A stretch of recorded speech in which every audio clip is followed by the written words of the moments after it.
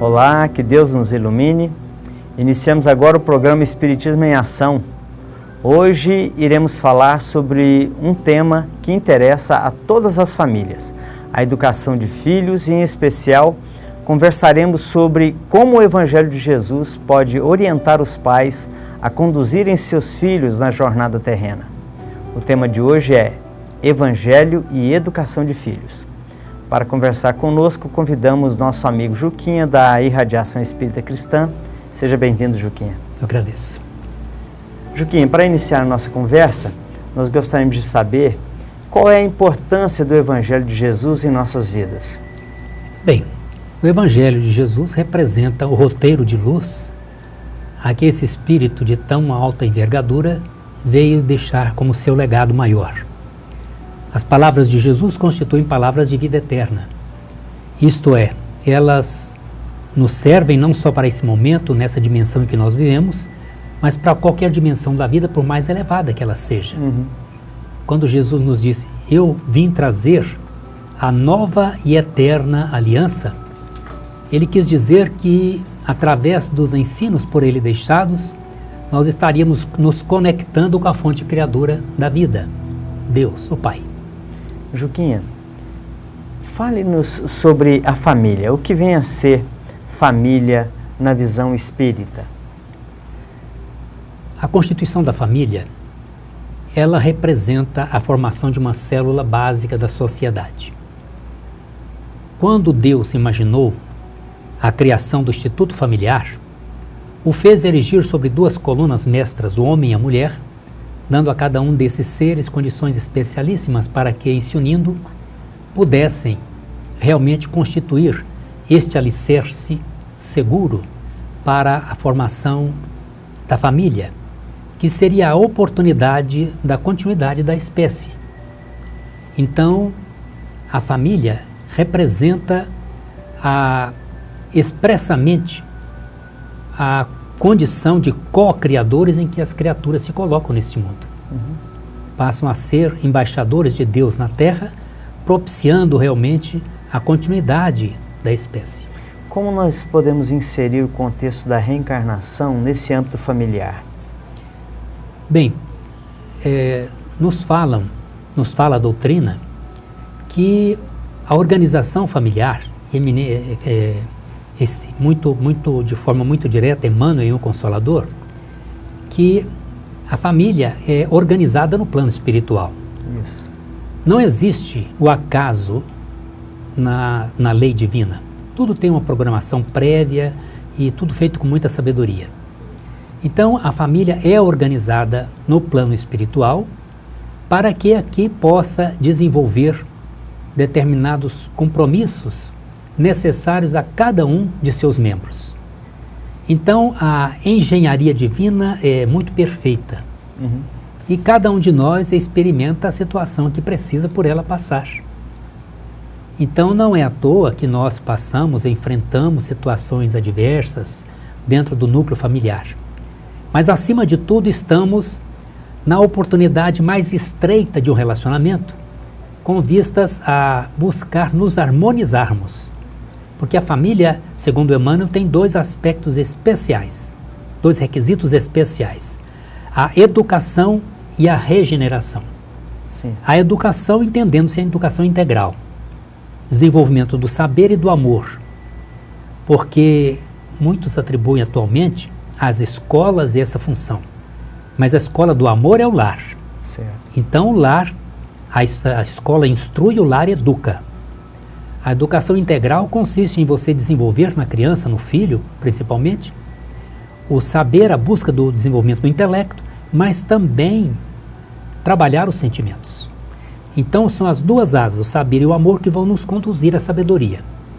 E a regeneração é exatamente a oportunidade que nós temos de, quando espíritos harmonizados, harmônicos, continuarmos uma trajetória evolutiva, e quando a existência de um espírito que às vezes não está no mesmo nível vibratório dos demais, oportunidade de nos reharmonizarmos com ele. Muito bem.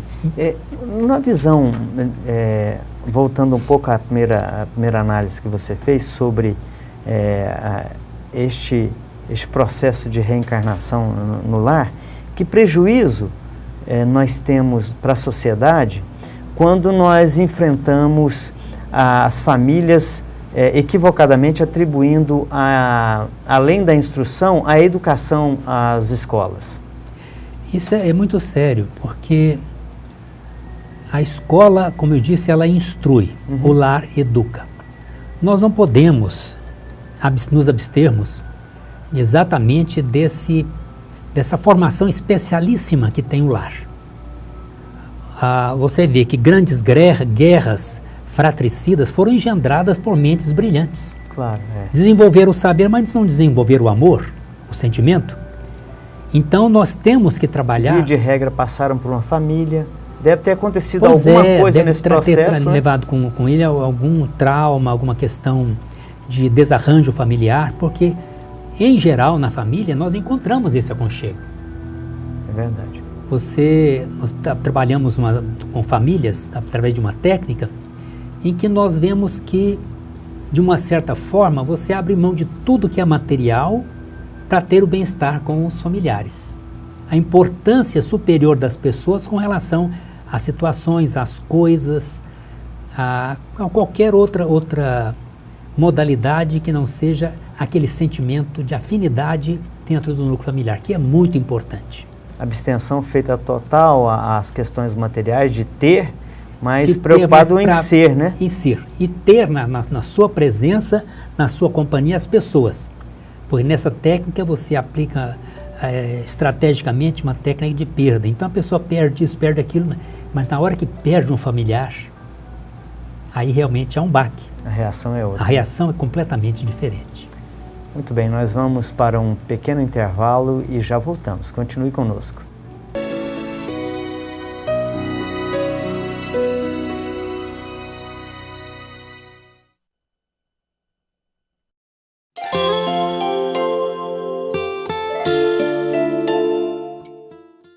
O Espiritismo vem trazer uma nova luz, mostrando que todos nós temos responsabilidade pelos nossos atos, inclusive justificando e esclarecendo que o momento das dores, do sofrimento, não estão vinculados obrigatoriamente à vida de hoje.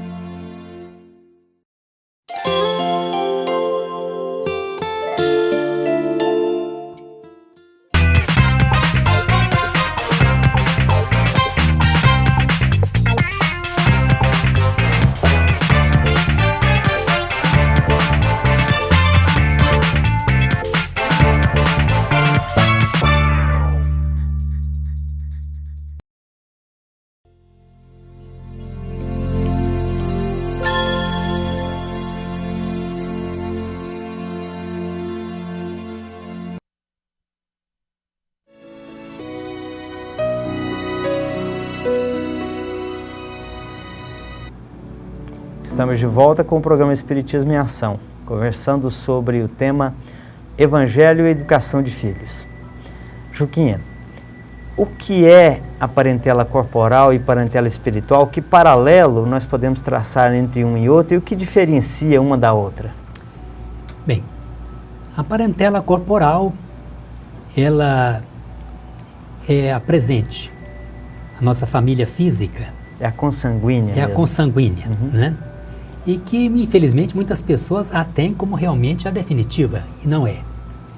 Nós estamos tendo a oportunidade de nos harmonizarmos espiritualmente para que possamos construir, além de uma família física, uma família também de ordem espiritual. Então é muito importante saber que nós nos deslocamos da espiritualidade para um processo reencarnatório e deixamos lá uma grande família, que ficam nos aguardando pressurosos o retorno. Então nossa família é muito mais ampla. Um pequeno grupo se desloca para uma experiência terrena, né? E aqui cumprimos um determinado papel, E ao retorno voltamos aos braços daqueles que já construímos esses laços afetivos. Então, a família física nem sempre representa a família espiritual. Nós temos visto aí, não raro, famílias que se dissolvem por aqui mesmo, se desintegram, né? Às vezes se tornam até inimigos, filho inimigo de pai, pai inimigo de filho, chegando aos extremos hoje, filho matar pai, pai matar filho, assim por diante. E às vezes não precisa nenhum caso muito sério, um trauma muito grande, mas simplesmente ficou adulto, cada um vai para o seu lado. Então, não constituíram família espiritual, porque os laços que nos unem no plano espiritual não são da consanguinidade. Que afinidades são essas, Joaquim, que nos unem? A afeição, a identificação de inclinações, a sintonia a questão, né? É verdade. Nós nos localizamos no plano espiritual de acordo com no nosso padrão vibratório. Nós iremos nos deslocar para onde estivermos, onde estiver, né, outros na mesma sintonia. É uma aproximação sintônica. Então, muitos ficam preocupados aqui na Terra. Quando eu passar para outro plano, eu vou encontrar meu filho, meu pai, minha mãe. Depende. Às vezes viu feito cão e gato aqui, não vai encontrar, porque não tem sintonia. Então, se nós queremos que a nossa família física possa realmente se constituir uma família espiritual, nós devemos construí-la através de liames espirituais, relações espirituais, éticas, morais, né? Exatamente. Então, a família, fala Emmanuel, também o Consolador, que é a maior instituição na face da Terra. Então, não há tarefa maior, mais dignificante do que constituir-se uma família e dar a essa família um equilíbrio, uma serenidade, para que nós possamos fazer dela uma célula sadia na sociedade. Sim. E uma célula sadia vai irradiar para que outras também, em função do nosso exemplo, busquem também um equilíbrio familiar. Célula sadia, sistema sadio, né? Exatamente. Joaquim, existe acaso no processo reencarnatório em alguma família? Não. Em lugar nenhum, Nós né? já dissemos que não existe acaso na espiritualidade. Tudo tem uma razão superior de ser. Você imagina Deus, o Pai Criador, que cria todo esse universo numa perfeita harmonia, do micro ao macro cosmos. As leis da gravidade. Ele iria ter um cochilo com relação a nós? Possível. Não, de forma nenhuma. O nosso planeta em que nós vivemos, se ele mudar por alguns minutos o seu movimento de rotação, inviabiliza o processo de vida na Terra. Da vida. Tudo então está dentro dessa, a gente diz, da melodia cósmica universal. Leon Denis usa esse termo. Então nós somos, em função do nosso livre-arbítrio, somos aquelas criaturas criadas por Deus e que infringimos as leis divinas. E essa infração às leis divinas que vão determinar as provas, muitas vezes acerbas, pelas quais nós passamos. Aquilo que nós chamamos de acaso é aquilo que a gente ainda não compreende de fato, né? É claro. A ignorância nos leva a essa situação. Voltamos só para a gente burilar um pouco mais o assunto. Existem famílias no mundo espiritual como conhecemos aqui na Terra? Essa constituição de família, dos espíritos se aproximarem, é um liame ainda maior daquilo que se chama de família no plano espiritual? Sim. André Luiz nos mostra isso com muita clareza, por exemplo, em nosso lar, né? Aqueles que vão primeiro e que já têm o mérito da construção dos laços afetivos, de se reencontrarem, se prepararem para receberem novamente aquele companheiro, aquela companheira, o filho, ou filha, mas desde que aguardem uma relação sintônica, porque senão os destinos serão diferentes. E André Luiz nos mostra nesse mesmo livro, que nós teremos acesso a eles, mas de forma esporádica, para uma visita ou conforme for, mas não a convivência. A convivência se faz entre espíritos harmônicos. É verdade.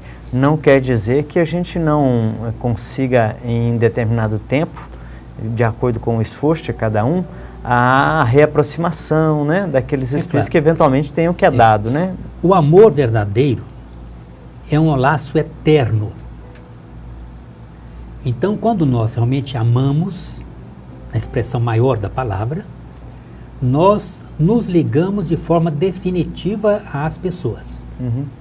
Podemos estar momentaneamente separados, mas uma ligação maior nos une, que é esse laço de amor.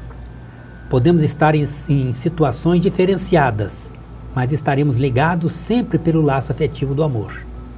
E um dia teremos a condição dessa conjunção. Um exemplo mais emblemático dessa condição, no próprio livro Nosso Lar, é o caso da ministra, né, que trabalha há mais de 1000 anos. Mais de 200 anos para a aproximação, ministra né? veneranda. É isso mesmo. Sobre um conjunto familiar, né? Exatamente. Não obstante ela estar num patamar evolutivo diferente dos irmãos, mas ela trabalha em favor deles mesmo assim, né? É claro. Isso mesmo. Vamos para um breve intervalo e já voltamos com o programa Espiritismo em Ação.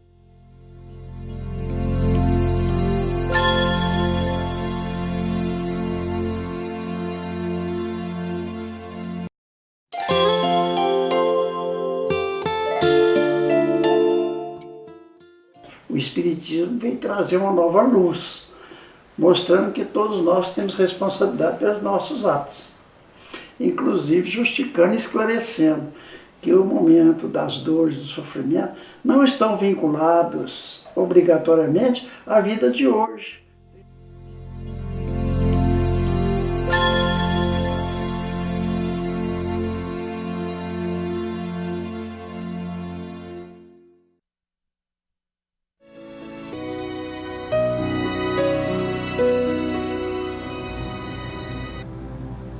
Estamos de volta com o programa Espiritismo em Ação.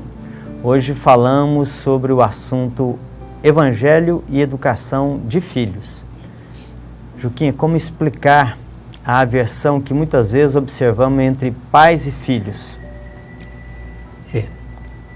Via de regra, nos fala Emmanuel em O Consolador. A família é constituída de espíritos que já têm experiências pretéritas, já foram famílias, e que retornam para a continuidade de um crescimento em comum. Mas também pode acontecer que para esse núcleo familiar seja direcionado um espírito com o qual nós temos arestas a aparar.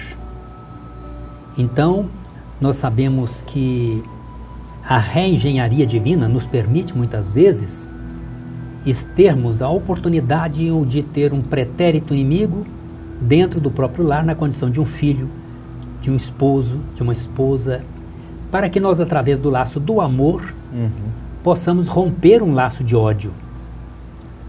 Porque consideremos que Deus não nos fez do nada como querem alguns. Deus nos fez da sua luminosa essência divina, que é amor. Então, em essência, todos nós somos amor. Certo. E eu posso estar hoje momentaneamente mal, mas eu sou uma pessoa boa. Essencialmente eu sou bom. Então, um dia essa luz vai eclodir. Por isso é que Jesus nos recomenda: fazei brilhar a vossa luz. Então, quando nós alimentamos um sentimento que não seja compatível com o amor, raiva, mágoa, ódio, toda essa gama de orgulho, vaidade, não são compatíveis com o amor. Então nós vamos ter de ir burilando os nossos sentimentos para nos desfazermos, descartarmos desses sentimentos menos felizes. Então, o amor cobre a multidão dos pecados. Quando você tem dentro do núcleo familiar aquele filho mais difícil, aquela esposa ou esposo mais difícil, agradeça a Deus porque é a oportunidade que você está tendo de uma experiência mais direta com alguém que você tem que se reharmonizar. O Evangelho até recomenda, né, que aquele que percebeu uma diferença entre o filho, que abrace e diga, um de nós erramos, né? Perfeitamente. Então, realmente a dor que nós clamamos tanto, a prova que nós clamamos tanto, é a oportunidade bendita de redenção do nosso próprio espírito. A prova pelo que passamos, pelas quais passamos, elas são decorrentes de infrações nossas às leis divinas. Uhum. E as leis nos retornam. Da mesma forma como a lei física, preconizada por Newton, que a toda ação corresponde uma reação em sentido contrário e de igual intensidade, certo. A lei moral também responde da mesma forma.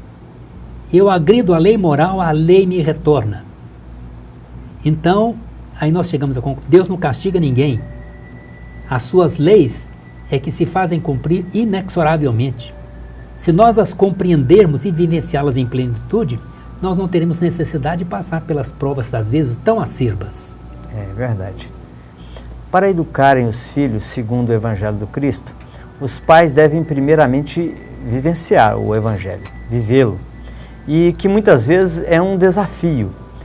Como os pais, Juquinha, podem promover sua reforma íntima para melhor educar os filhos? Porque, na verdade, ninguém dá aquilo que não tem. É claro. Bem, os pais são espelhos vivos para os seus filhos. Quer queira, quer não. São seus heróis. Muitas vezes nós os decepcionamos muito. Mas invariavelmente acontece. Somos seus heróis. Albert Schweitzer, grande missionário evangélico, ele tem uma frase lapidar, quando ele diz: o exemplo não é a melhor maneira de convencer, é a única.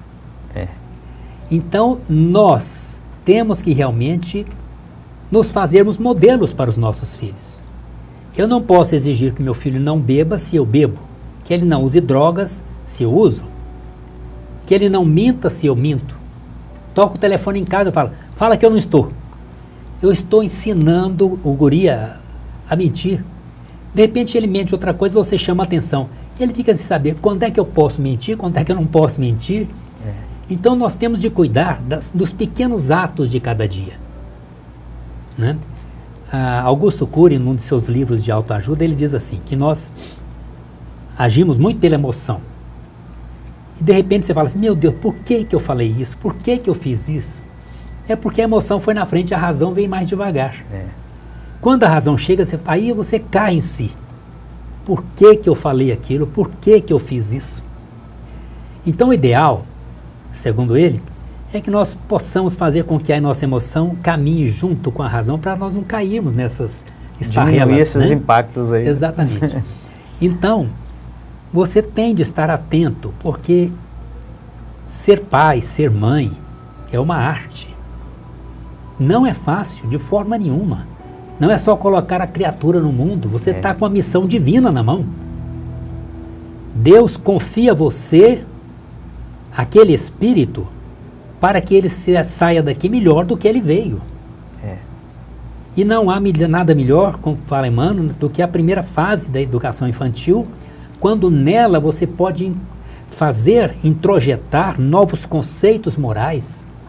Aquele espírito que não é novo, que traz muitas vezes no subconsciente profundo experiências negativas, ele tem que angariar novos conceitos para que quando ele assumir o seu processo reencarnatório em plenitude, ele tenha parâmetro para poder se conduzir de forma diferenciada. O homem velho possa confrontar o homem velho que nele existia, né? Aí ele tem esse parâmetro. É verdade. Ele pode se conduzir com mais segurança. Como o Evangelho de Jesus pode nos orientar de forma prática na educação dos nossos filhos? O Evangelho, ele não é muito fácil de ser entendido. Porque, de forma equivocada, tem-se tentado interpretar o Evangelho de Jesus de forma literal. E a linguagem é eminentemente simbólica, figurativa. Nós temos que buscar, do símbolo, tirarmos o simbolizado. A essência. A essência.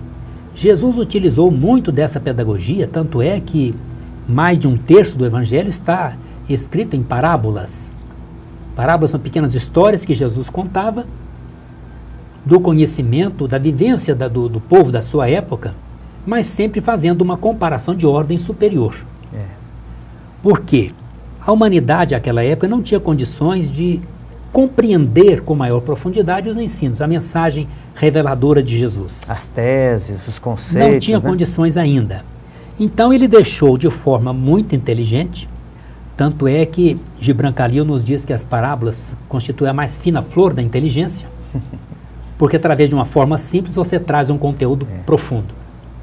E Emmanuel também coloca... É atemporal, né? Vale para todo o tempo. E Emmanuel coloca que as parábolas do Evangelho são como sementes divinas, que desabrochariam mais tarde em frondosas árvores de misericórdia e sabedoria. Que beleza. Então, à medida que a humanidade vai crescendo em entendimento, ela vai absorvendo aqueles ensinos herméticos que estão dentro das parábolas. Esse é o simbolizado. Muito bem. Nós estamos quase encerrando e nós gostaríamos de pedir ao Juquinha para que ele fizesse as palavras finais, as suas considerações para despedir dos nossos telespectadores. Se você me permitir, eu vou finalizar as minhas palavras com o nosso querido poeta Castro Alves, que através da pena sublimada de Chico Xavier, nos dá a notícia, naquela hora agra da humanidade, em que Deus encaminha para a terra o seu Filho dileto, Jesus, para nos deixar realmente o seu Evangelho como roteiro de luz para as nossas vidas. Diz assim Castro Alves: gemia a terra humilhada a noite do cativeiro. Dominava o mundo inteiro sobre o carro da opressão, com mandíbulas vorazes de loba que se subleva, Roma encharcada de trevas estendia a escravidão. Por entre as águias poderosas, gemia Atenas vencida, carpia Cartago a vida ligada a grilhão cruel. Na Capadócia, na Trácia, na Mauritânia, no Egito, o povo chorava aflito, tragando cicuta e fel. O frio chegara aos templos, não mais Eros de olhar brando, nem bela Afrodite amando, nem Apolo encantador. O Olimpo dormira em sombras, cessara a graça de Eleusis. Não surgiram outros deuses que não fossem do terror. Mas quando o mal atingira, o apogeu da indiferença, disse Deus na altura imensa: faça-se agora mais luz. E o livro desceu brilhando para a história envelhecida. Era o Evangelho da vida sob as lições de Jesus. Tremeram dourados sólios, o orgulho caiu de rastros, arcanjos desciam dos astros em cânticos de louvor. Mas ao invés da vingança, contra o ódio, contra a guerra, o livro pedia à terra bondade, perdão e amor. Chegaram os novos tempos. Horizontes infinitos descerram-se aos aflitos, perdidos nos escarcéus. Os tristes, os desditosos, os fracos, os deserdados, contemplaram deslumbrados novos mundos, novos sóis. Desde então a humanidade trabalha, cresce e porfia ao clarão de um novo dia por escalar novos sóis. E a mensagem continua em sublimes esplendores, formando renovadores, artistas santos e heróis.